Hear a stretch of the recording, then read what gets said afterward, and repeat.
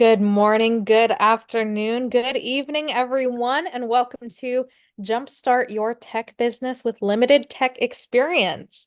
My name is Michelle Eisenberg, and I am a program assistant here at the NASDAQ Entrepreneurial Center. And for those of you who may not know, the NASDAQ Center is a nonprofit building a better path for entrepreneurs worldwide by improving inclusion, access, and knowledge in entrepreneurship. So as you will see in the chat in a moment, the NASDAQ Center provides programs, resources, and exceptional mentorship to entrepreneurs across all races, industries, and geographies. So definitely make sure to check out those links and resources in the chat. And then just a couple of housekeeping items before we get started. First, let us know where you are dialing in from in the chat. We always love to connect. And second, we are going to open up for live Q&A at the end of the event. So please make sure to submit your questions for us in that Q&A function at the bottom of your screen throughout the presentation, and we will try our best to get to all of them. And of course, none of what we do could be possible at the center without all of the amazing support from our sponsors, including NASDAQ, Lehigh University, KPMG, Wilson Sonsini, Wells Fargo, the Nareet Foundation, Walmart.org, JP Morgan Chase, BPM, HubSpot for Startups, and Google Cloud. We are humbled by their contributions and hope you are grateful too. And so before we get started, we like to launch just a few polls to step back, see how everyone in the room is doing today. This first one is going to ask, how are you feeling? Fearful, anxious, surviving, or optimistic? And we'll give it just a few moments for folks to respond here. Wonderful. Thank you, thank you. All right, I'll give it one more moment.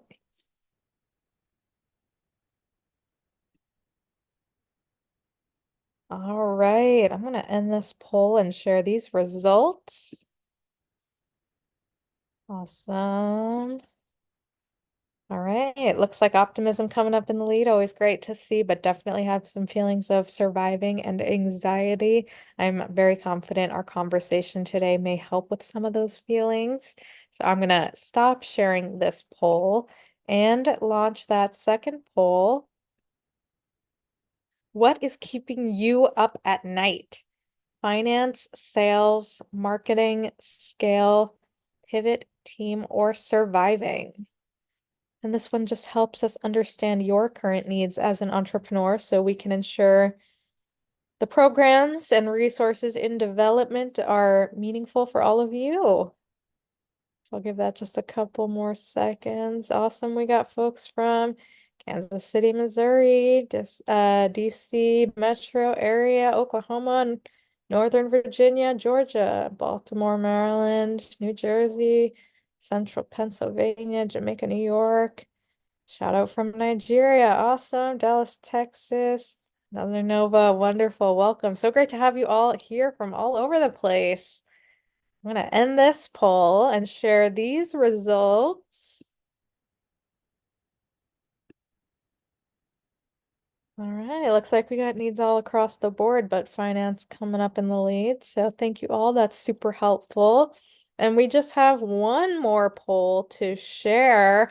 We are all here today to talk about launching and growing your tech business with limited tech experience. And so what is your current experience level with tech? As we're kind of entering into this conversation, we'll just give it a couple moments here and see where folks are at with tech. All right, I'm going to end this poll in just a moment. Awesome. All right, I'm going to end this poll now and share these results. All right, so looks like most folks in the room are kind of at a novice level. Some are not sure, and then we got some folks in the middle, a couple who are experts, hopefully here to support. So wonderful. Hopefully that helps you see that you are not alone wherever you are. And so I'm going to stop sharing this poll, and without any further delay, please join me in giving the warmest welcome to our special guest. Lorraine Wong, founder at Q North. Lorraine, such a pleasure to have you here today. Super excited. Thanks so much, Michelle. And I'm excited to see we've got people from everywhere, Right. and excited for this conversation. Wonderful. Well, before we jump right in, would you maybe give, 30 to 60 seconds on who you are and the journey that's brought you to where you are today? Yeah, sure. So I'm Lorraine, founder of Q North. We are an all-women technology team working with small businesses on anything from technology planning, selection, and implementation of tools. We build workflows, databases, and custom apps with no and low code. And we also love automation and helping companies kind of integrate all the apps that they're using in their business to reduce all the manual work that exists always in all teams. Our team has also built our own products. One is called Shifted. Another one, our latest one is called Sway. They are both designed to help healthcare practitioners better connect with one another. My background is definitely not in technology. It's actually in corporate and management consulting, and even further back, it's in accounting. So technology is definitely a new love, newish love. And I've basically built my work around technology since the pandemic when my team found out that we all love tech. And we started telling more people about it. So that's the journey. And, having a non-tech background is where I came from. But in the last few years, definitely something that we've kind of built up and built our new skills. And it's always like a continuous journey to just learn Um, more.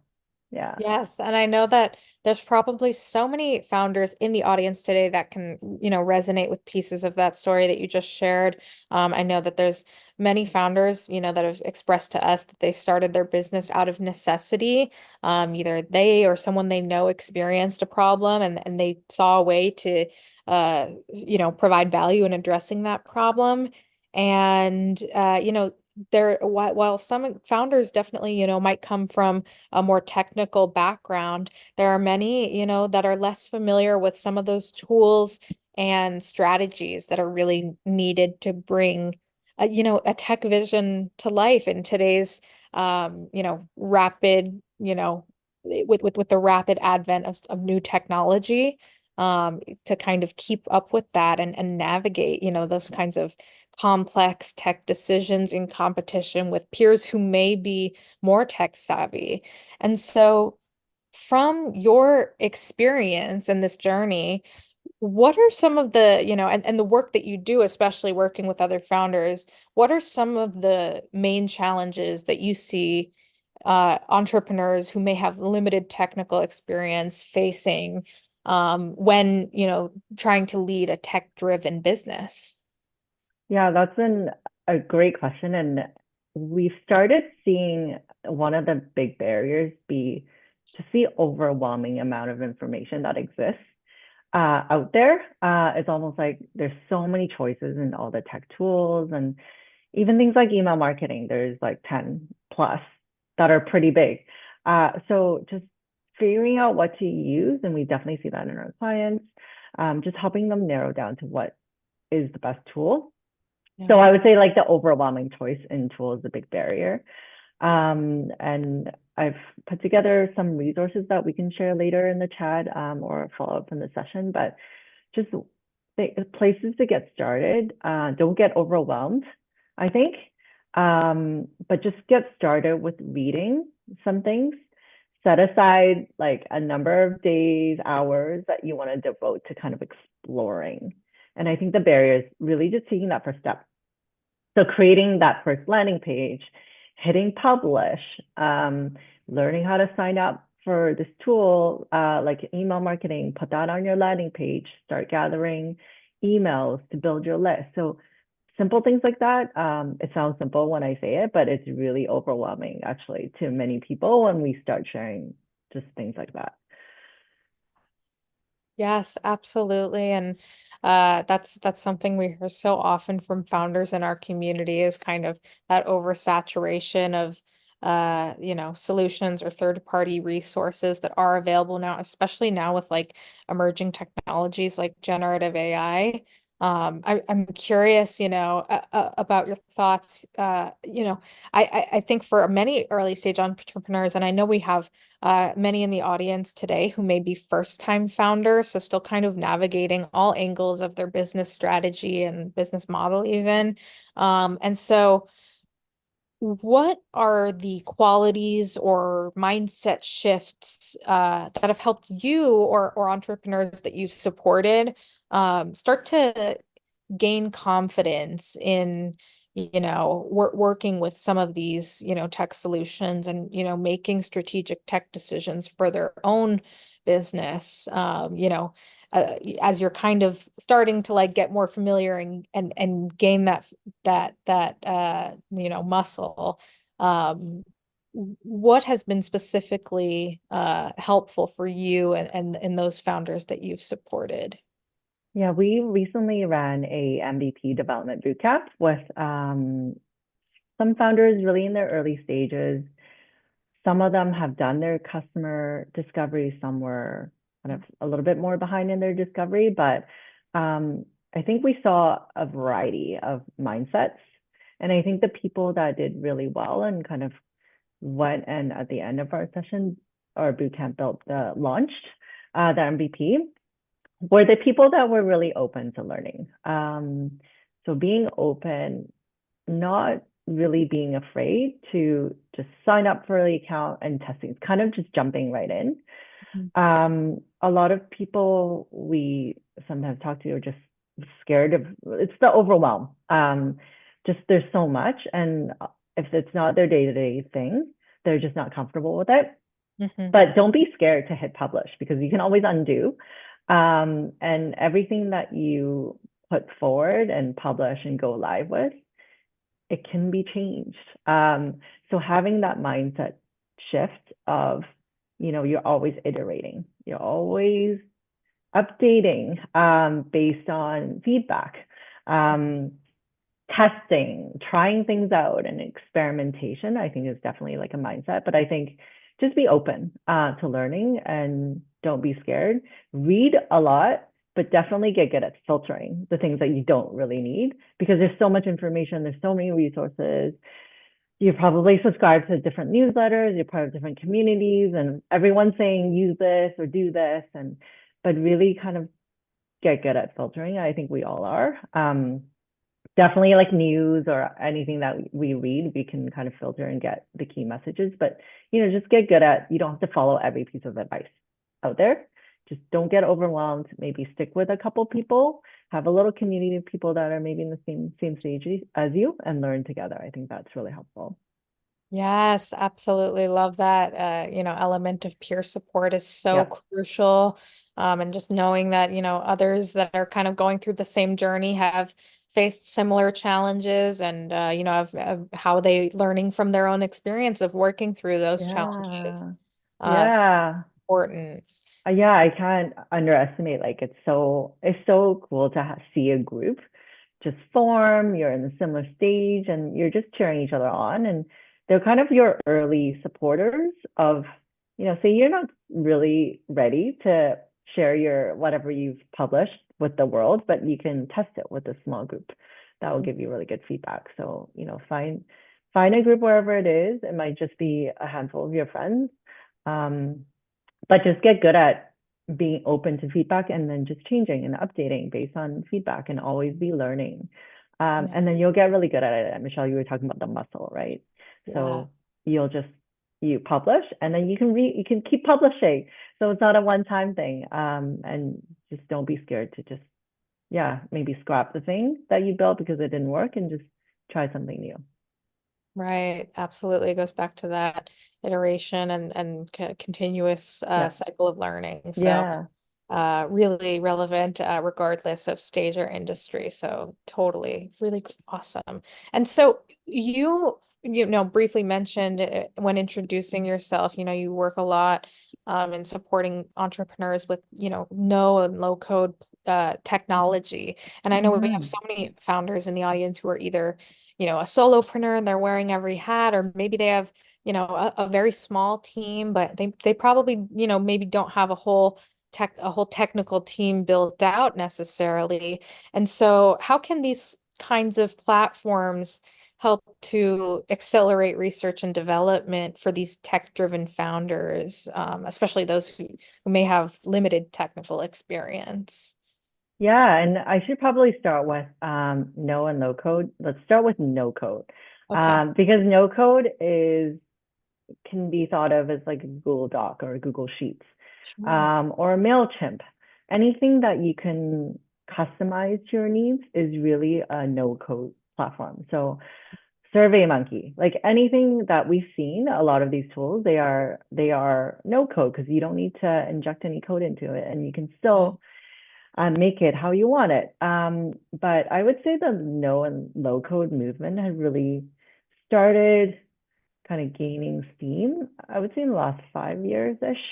Um, that's when we started paying attention to it, and it's really amazing because we've become like these legacy customers of these platforms because we started using them 4 years ago. And they've just grown and grown and grown so much in terms of the functionality and features that there are now app builders, form tools. There's one I really love. It's like mobile app build, turn your sheets into an app. That's how they started, but Right. it's now grown so much more. So there are just such a big variety of what we kind of lump into this category called no code platforms. And then you'll see a little bit of a subset of this group that allow you to inject code in it. So that would be low code. Mhm. Um, and they're usually more powerful, obviously, because you can do a bit more with it. So the question was, how can these tools help founders with limited tech experience, right? Yeah. Super easy to use these tools when you're validating your concept. So I'll start there. So for those that are still trying to, you have an idea, maybe it's a problem that you face personally, and you want to get more like confirmation that you're not the only one facing this problem. So you might want to have surveys, send that out to friends or people in your network to get more feedback, to validate this concept. Are you facing this problem? Well, I guess the question would be, how do you do something? And then try to figure out if there is a problem that you can solve with your idea. Landing pages, I mentioned this earlier. So just a landing page to say, we're building this, launching this, maybe one liner about your value proposition, what it would do, and Yeah. then just have an email box to start collecting interest. So it'll say something like, add me to the wait list, or keep me informed, or notify me when you launch. And that's a really simple thing Yeah. to build. It doesn't really need a lot of design, no code for sure. Mhm. But you do need to make sure you collect those emails, obviously. Yeah. If you're validating your concept, you might be, and some of you might be in B2C. You might be building like a community of people, maybe on Facebook or other places, and you might want to port them over to like membership platforms where you're Yeah. starting to build the community and you're gathering feedback from the community before you actually build the platform itself, whatever it is. So there might be like an in-between stage where you're trying to build a bit of a movement as part of validation of your concept. So those when you're in that stage. Yeah, survey tools, landing page builders, um, membership platforms. It's really to set up a membership platform, just move it away from like things like Facebook. You can gate them, like charge a membership fee to join the community. And that's sort of like early stage in my mind. When you have a good handle on the customer, who it is, what they're looking for, the persona, the problem that they're facing, what you're trying to help them do with your product. And hopefully you would have actually have some idea of features, prioritized ideally. So you're kind of at the stage where, okay, I'm ready to build something. I think my product needs to have these 10 things as a start. There are no code app builders that will come with pre-designed blocks of sign up forms, Yeah. pages. Like there are a lot of these app builders will have templates to start with. So say very simply, like an example of a job board. A job board is a very common thing that people are building. Marketplaces, same thing. There are templates. So you don't need to reinvent everything. Yeah. And some of these builders, they give you kind of pre-designed things that doesn't require you to think too much about the design.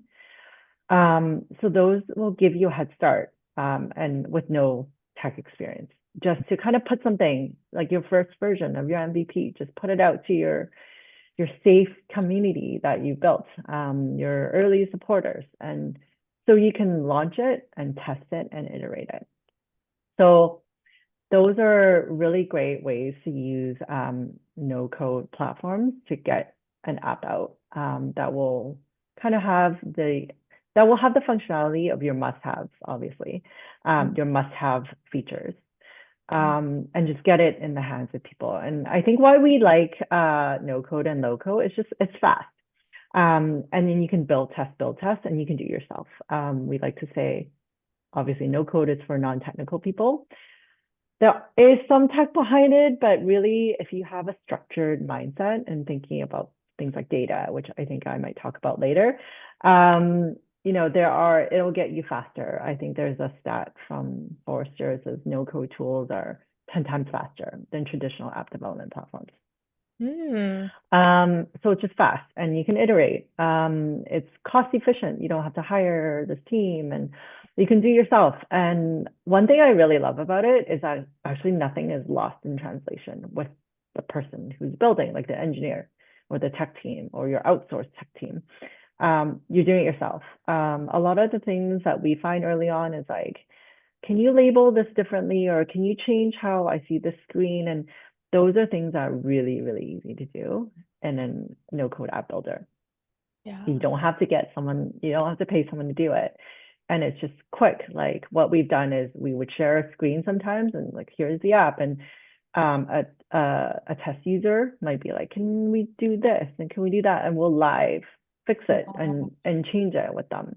But what I really like is that you are, as a founder, the closest to your customers, potential customers, and understanding the problem. So I think it's great that you can build it. So you're closest to the problem, so you can get at least that first version out, if you can. Mm.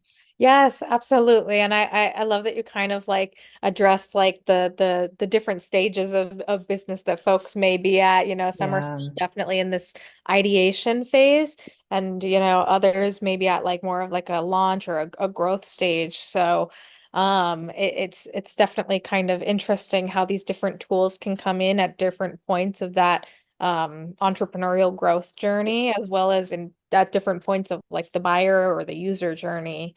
So and I know we kind of started to touch on this towards the beginning, just with all of these different available third party no low code technology platforms that are out there, what are some of the key criteria that founders might consider when looking at all of these options, maybe some of them have kind of got starting to strengthen that tech decision making muscle and becoming more familiar with some of the options, but it can be hard to assess, how totally. really going to turn out with the outcomes.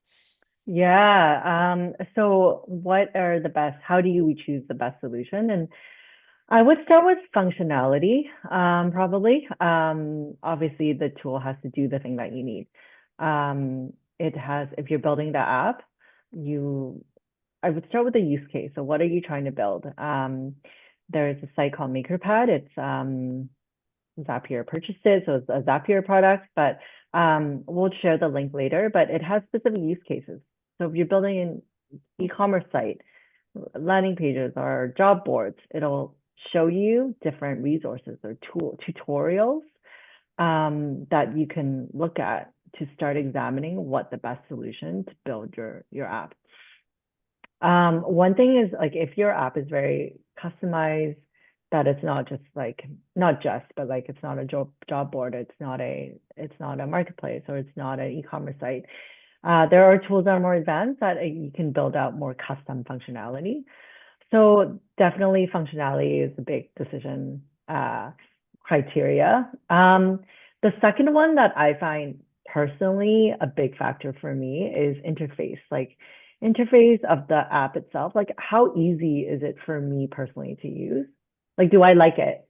Yeah. And is it natural for me to like be able to find the button that I need to, excuse me, to click to do the thing? Like, do I get it? And with platforms these days, it's hard for one platform to cater to everyone's kind of style preferences. Hmm. I'll give you an example. So Notion, if you know, it's like very common online collaboration, all-in-one tool that my team personally, within our remote team, uses a lot as our digital notebook to capture everything. The look and feel of it, some people we've worked with like hate it because they just can't find anything. But why some of us love it, it's very simple. It's kind of, it doesn't have a lot of the things everywhere. It's just kind of like a blank white canvas.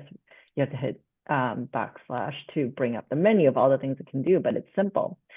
If you like Notion, for example, interface, you'll like this tool called Tally for forms.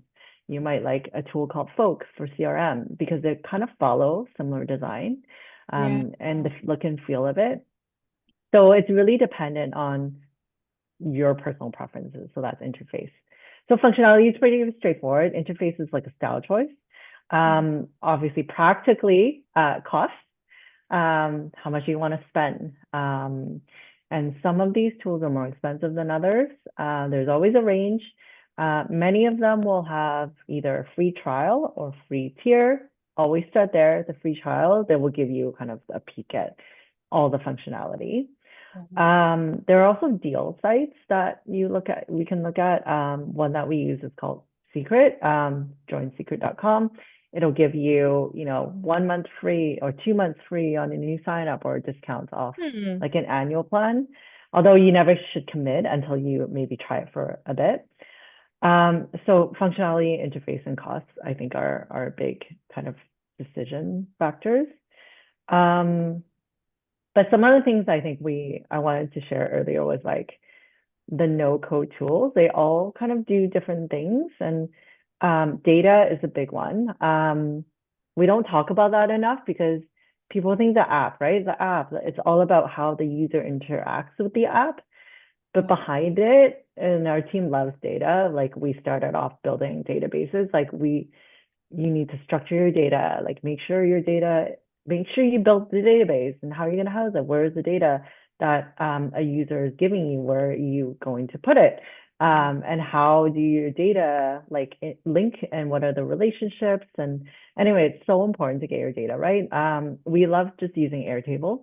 If you're comfortable with Sheets, Excel, like Airtable is just a next level app that gives you automations. It's a database. It's got form, basic, but and now it's got portals. So this is one example of a product I mentioned earlier. We were so early as a customer. They've now introduced all these things. You can do more and more with it. There's also AI capabilities to summarize text that's embedded in their product. I think we'll touch on AI later. But design is a big thing. There are now like color palette generators and logo generators and app interface. There's a tool we love, or I love actually. It's called Galileo AI. So if you put in your concept of the app, it'll generate the interfaces that you should have, like the app screens. Like you need this screen for that, and it's pretty good. It's public. Whatever you put into it, other people can see, which is Sure. really nice. Yeah. But the thing with interface is always build the thing that everyone is accustomed to using. Like, so Hmm. then your users will just get how to use it. Um, Flows and like using a tool like Miro to document how your app flows, like your screens, just as a way of understanding how a user will go through the journey of your app. So there are so many tools out there that there's kind of like a no code umbrella Hmm. that will do all of these things for you. Yeah. So there's a way to use all of these things. And you probably use many of them yourself. You just maybe not have called them no code tools, but yeah, so many different ways that you can use it, definitely at the early part of your journey. Yeah, absolutely. And I think that kind of just goes back to, the need for founders to be like continuously reassessing and evaluating that how these kinds of decisions are aligned with their specific needs and strategic objectives that they've set for themselves as they're working towards sustainable scalability. So um, Yeah, lots of great tips in there, and definitely some cool tools that I've yeah, checked, including Galileo. So definitely so much for founders to explore, and I think those are some great kind of key pointers of like some of the key like main criteria that founders can start to look at to at least begin to assess which one of these tools might be the right fit for them. So yeah, yeah, go for it. yeah. I was gonna say, I think we talked about functionality, but how do you know like what functionality? And um, so when we've run this MVP development bootcamp, like we always try to start with the things you should know before you build an MVP. So obviously can't underestimate like customer discovery and validation, having those conversations to confirm indeed you should proceed to build your MVP. But the next part of it is like understanding what features you should be building and then prioritizing them. And there's some common methods. I think if you want to Google them, there's common methods to prioritize your features. The issue, I think, for a lot of people is that app builders can do all the things. They can do so much. And you're kind of you get stuck in this trap of building too much because, oh, you're like, oh, I can just do this, or oh, I should add AI because it's so easy now to summarize this text. But you don't need to. And it's a bit of a trap. And if you're able to just like use a spreadsheet to just document all the functionality and then prioritize them. So we have it's a very common one, must have, should have, nice to have. Yeah, There's also like impact versus effort, which is a decision making tool, impact on something and then versus your effort. So yeah, if it's a high impact on the ability to solve your customer's problem, build it. So it's a 2 by 2 matrix. And then the effort, it's easy, relatively easy, build those things. If right. it's pretty easy and it delivers high impact, just build it. So that's a great way to kind of put your features on a 2 by 2 to assess, how quickly you should build what. Love So that. definitely don't build everything. And Yeah, don't keep adding functionality to the app just because you see that it's easy to build it. Don't do that. totally. Yeah. Yeah, we've done that and we know we shouldn't, but sometimes you just get really inspired and sometimes you're on a roll and you want to keep building. It gets really fun when you're into it. Yes. But Future frenzy. definitely, yeah, but definitely don't build the thing that people aren't looking for. So always start with just a simple spreadsheet will do, just what should I have? In onboarding, what do I need? What's the sign, like, what do you want the users to be able to do? And then how you prioritize might be you need to ask and have customer interviews or the people that your target audience, just ask them. Hmm. So always know what to build. That's kind of like a big thing that we talk about. I want to mention data again because it's like so important. Don't start building anything unless you have a good handle of how you're going to structure your database. It's what we've seen with some of the participants that went through the boot camp. It's definitely for people who are more creative and visual. It's not the thing that they want to do first, the database.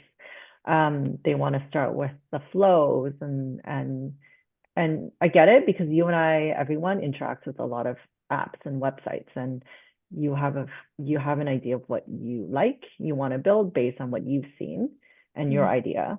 But then behind it and the back end is so much more. There's a lot of complexity with data that it doesn't have to be very complex, but you have to have a minimum level, a solid database to manage all that data.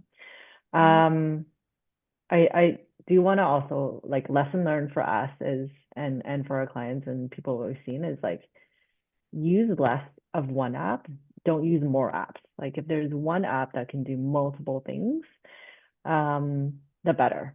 Yeah. So, but if you can't, you have to look for ways to connect and integrate and automate. And it's harder to do that if you use a ton of apps to all these different things and they're standalone, they don't talk to each other. You're gonna end up spending a bunch of your time trying to bring data across from one app to another. So Mhm. definitely for solo like entrepreneurs, that's really tricky. And but we see that a lot. Hey, I really like using this app. Someone said I should do this, and then but it doesn't really talk to this other app. For example, your database and your app builder, maybe they don't talk really well, or your survey tool, and your Mhm. data just gets stuck in there. There's an Excel, but it doesn't connect to anything else, and you can't analyze it, or you haven't published it to your landing page. So think about how visually what we do is we draw like a bit of a tech map for ourselves, like what do we use for this, what do we use for that, and how do all the apps talk to each other or don't talk to each other. Mhm. So getting an understanding of all of that I think is really important. It's sort of like some of these things I've talked about are best practices Yeah. when you're kind of implementing your tech stack. Mhm. Absolutely. Yeah, and I think that kind of, leads really well into this next question, which is around the tech stack and kind of, once entrepreneurs kind of have made those decisions on the technology that they will be implementing. You talked about how like integration and automation are Mm-hmm. so key. So are there other common signs that an entrepreneur can kind of identify or look at to signal that their current tech stack maybe isn't sufficient for long-term growth and when it might be time to pivot or adapt their approach? Yeah, totally. Early on, when you're finding you're doing a lot of manual things, say you're just starting out in the Google Drive, your Google Docs, your Sheets, and your onboarding is of potential customers are very manual. Mhm. That's you're outgrowing your very early stack because a lot of things aren't automated. You're maybe sending out the same emails and you're copy and pasting a lot, and you're manually entering data into your spreadsheet. You're outgrowing your initial stack. Right. Later on, say you have an app you've launched and you're using a no code platform, it's running well. You might hit like volume or transaction limits of your plan. So you could upgrade. So you could say like, I'm moving up to the next pricing tier, which may be okay. And then you can still maybe at that point you've got the volume to support the increased cost. That's great. Right.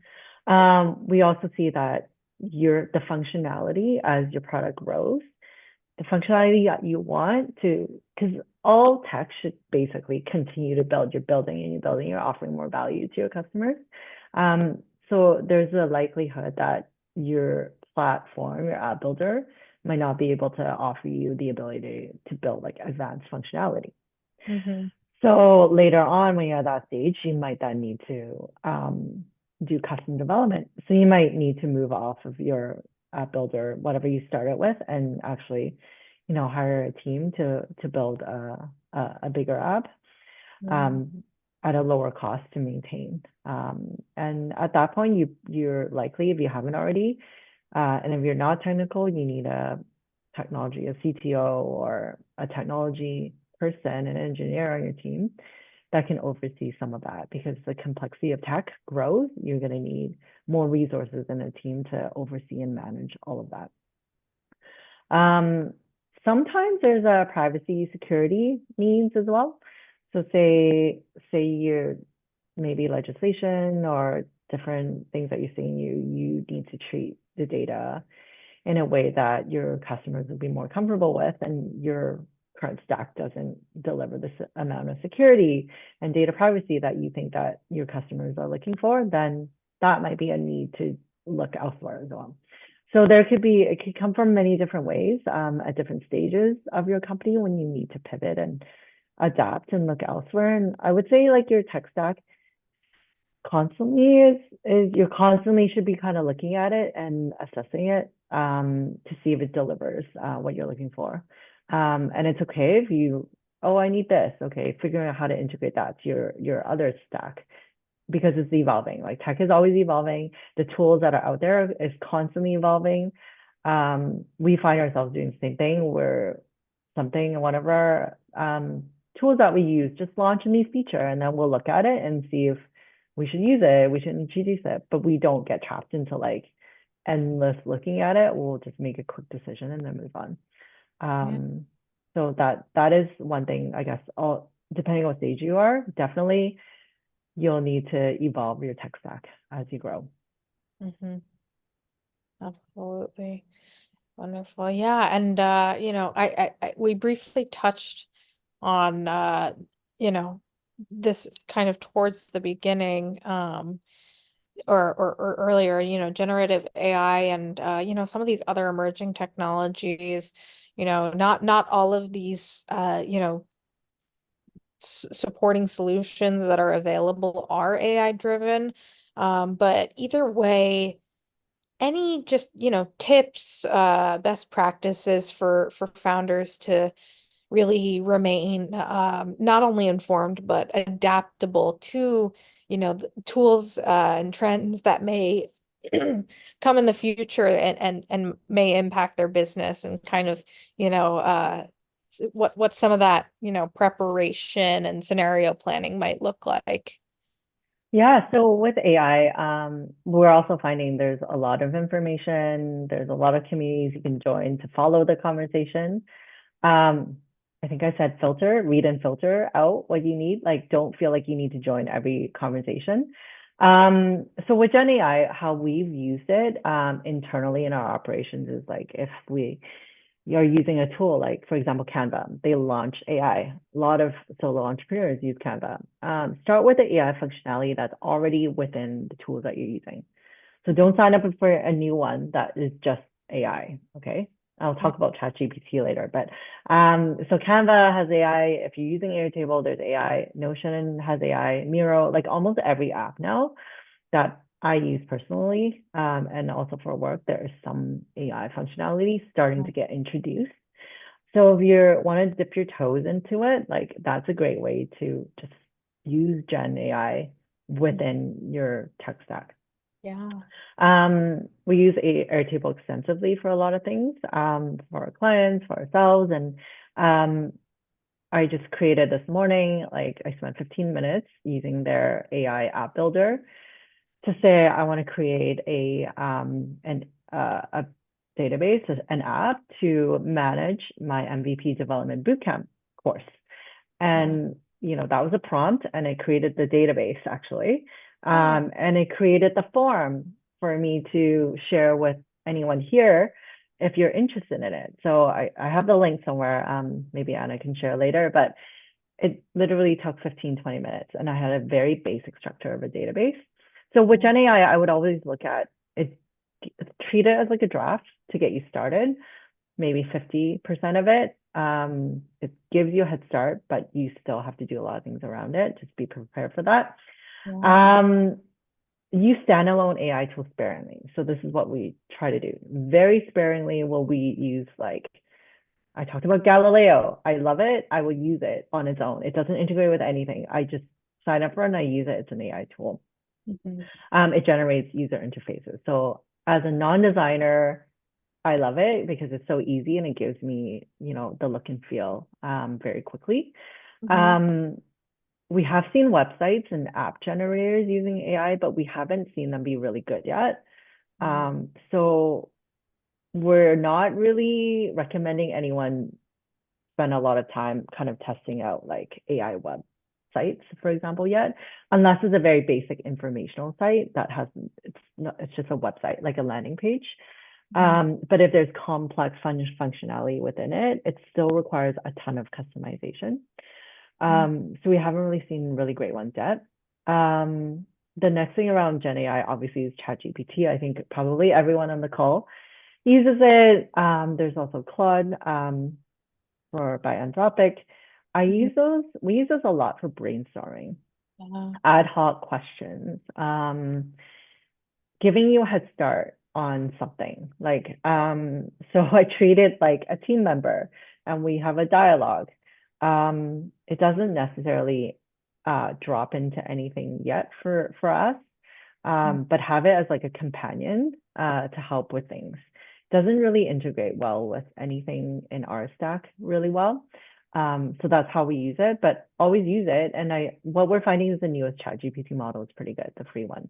So start with that free one, and just have some things and make sure your prompts, look into prompt engineering, to make sure that you're, Michelle, I don't know if you've had a session on that solely, but you can have a whole session on prompt Yes. engineering, right? Totally. Yeah, when you get good at that, it'll be really good with the output, obviously. But the prompt engineering is also useful for, say, Airtable or the apps that you need you always need a prompt. So knowing Totally. how to prompt AI is like a key skill now if you want to use AI. Mhm. Love it. Yeah, lots of things in AI. And it's like next month, maybe I we'll talk about know. something else in AI. Right? Yes, it's so exciting, constantly changing, and definitely a bit overwhelming. So, we'll see where this next wave of AI t takes us for sure. And yeah, I guess we're almost at that live Q&A portion, but just to close us out here, kind of bringing it back to, the fact we have so many purpose-driven founders here in the Mm. audience that are, looking to ensure that, as their tech business grows and, as you mentioned, it kind of becomes more complex.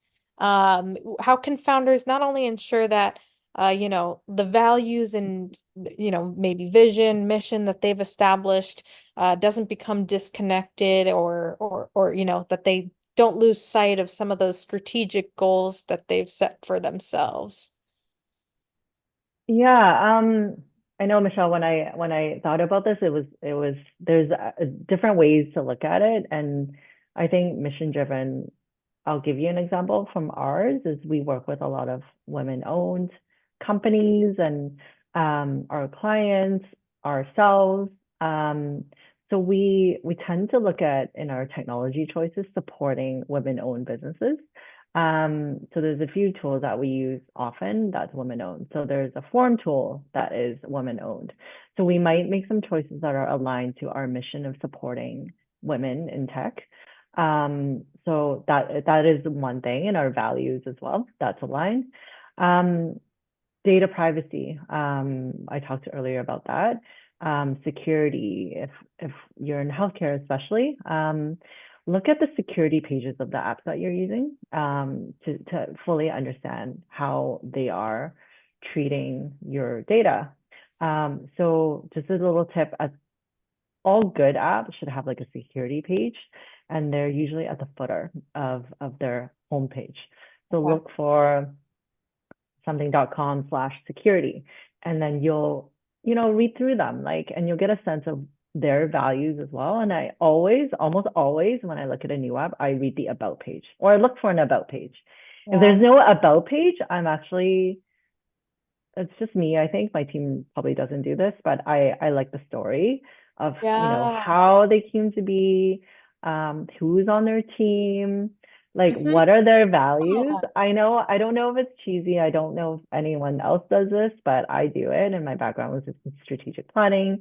And so we spent a lot of time thinking about vision and mission and our values. And I really look at that to see if it meshes with mine, and our teams. So that's just a quick way. In terms of tech choices as well, like one thing that we really like to do is just document, just write everything down of what tech you're using for what. Have it be visual if you are a visual person, like draw it in Canva whiteboard, I think it's called, or like do it in Miro. Just kind of document all the tech that you're using, the choices that you've made. Just look at them periodically to see if it's still consistent with your own kind of mission. Obviously supporting the thing that you want to do. Does it have the functionality and all these things, but also like vision and mission, is it just confirming as you evolve, just having that piece of document and just referring back to it. Totally. Awesome, Lorraine. This has Yeah. been so wonderful, and we do have some time for live Q&A. So if you're in the audience and you have a question for Lorraine, make sure to drop it in that Q&A box.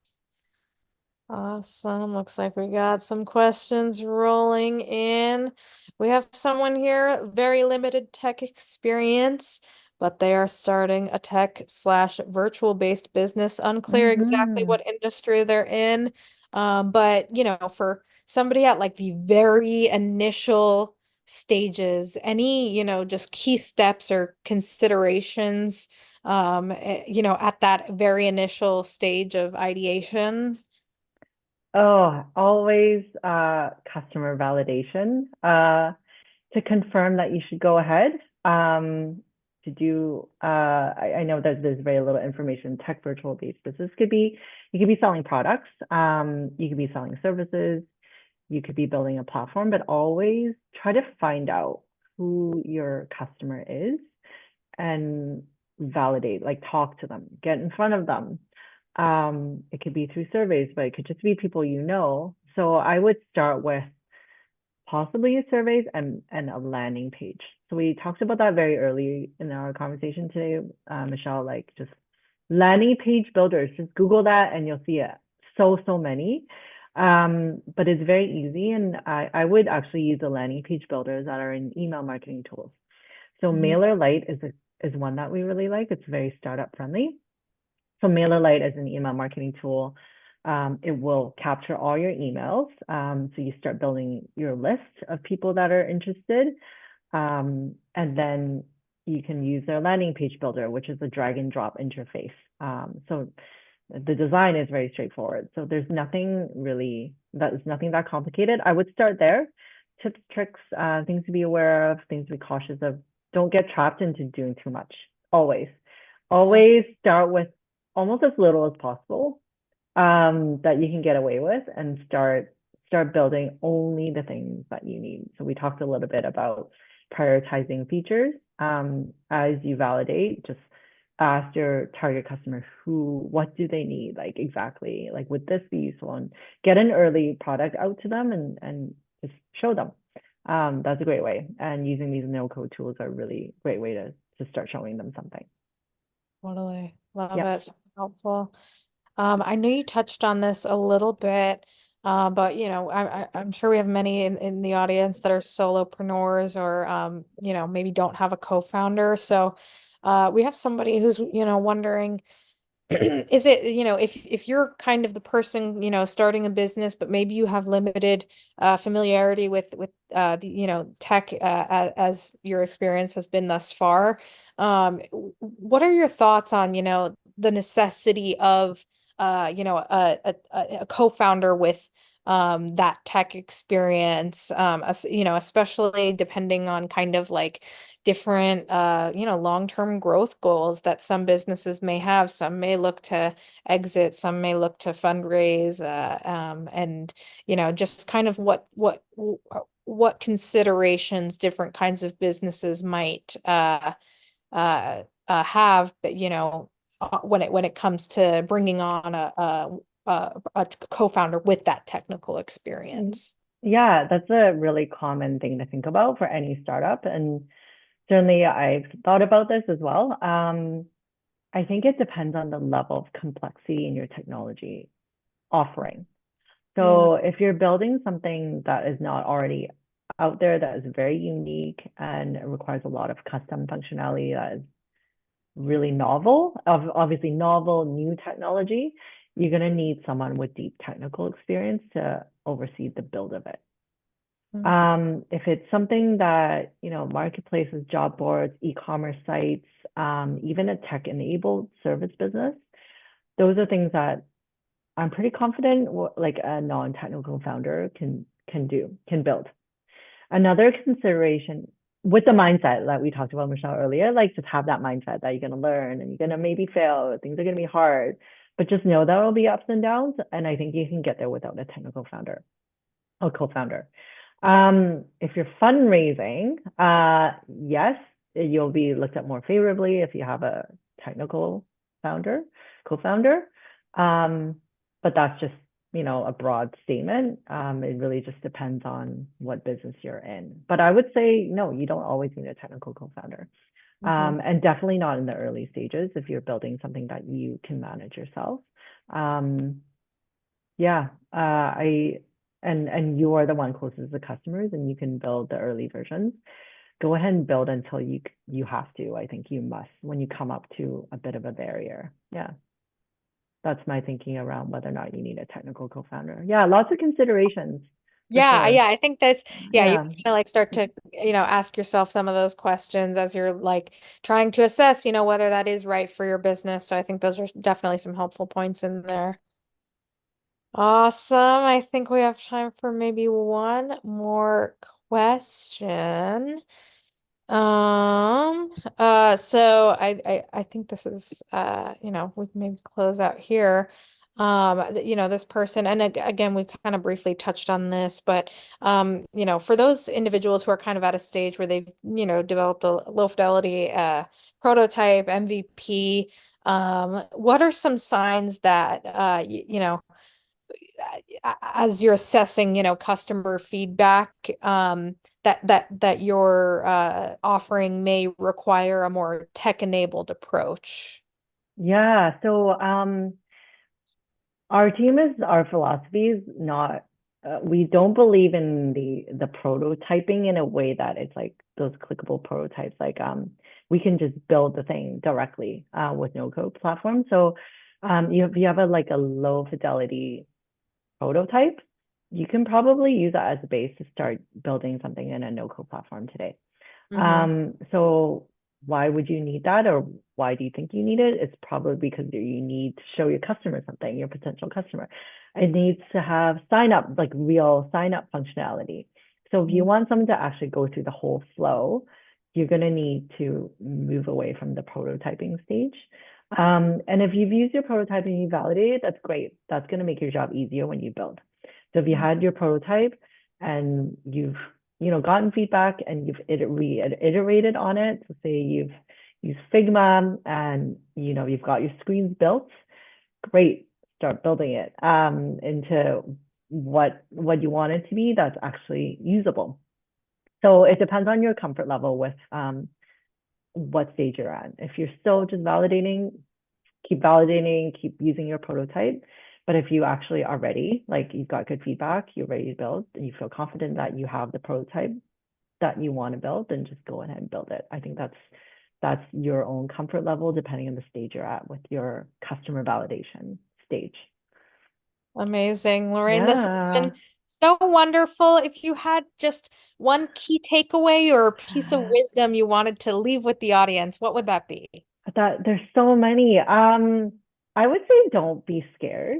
Um, you can do it. And I always say like definitely with our clients, the entrepreneurs we're supporting through a boot camp, like you can do it. You can get started. Like don't get overwhelmed, but just know that these no code platforms exist for anyone non-technical to build something to get started. So explore, like have the mindset to explore and just like spend a few hours if you can in a room by yourself and just like dive in, and then pretty soon you're going to get used to it and you're going to hopefully love it.